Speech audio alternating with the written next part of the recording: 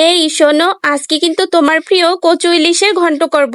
কচু তো ঠিক আছে, কিন্তু তুমি আবার ইলিশে বেশি হলুদ দিও না প্লিজ। শেষবার তো ইলিশকেই চেনা যাচ্ছিল না। ও হো হো, রান্না নিয়ে এত কথা! নিজেই না একবার বলেছিলে তোমার হাতের ঘন্ট খেয়েই আমি ঘন্টাখানেক চুপ ছিলাম। আরে সেইটা তো ঝালের চোটে। আমি তো তখন পানি খুঁজতেছি, তুমি বুঝলা অন্য কিছু। হ্যাঁ, হয়েছে হয়েছে, এবার আর তা হবে না। এইবার ঘন্টতে আমার সিক্রেট ট্রিক্স ব্যবহার করেছি। তোমার সিক্রেট ট্রিক্সের যা দাপট, খাওয়ার পর আমি কথা বলার আগে গলা স্ট্রেন্থ করতে পারি না।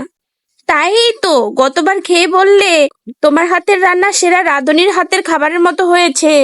আরে হ্যাঁ হ্যাঁ বলেছিলাম, কিন্তু সেটা বলেছিলাম গরম ভাতে কচু ইলিশ মেখে, আর পেছনে ছিল খুন্তি। তুমি সেরা রাঁধুনি তো বটেই, তবে ভয়ও একটু লাগে। ভিডিওটি ভালো লাগলে একটা ছোট্ট লাইক আর আপনাদের মিষ্টি মন্তব্যে ভরিয়ে দিন আমাদের ভালোবাসার ঝুলি।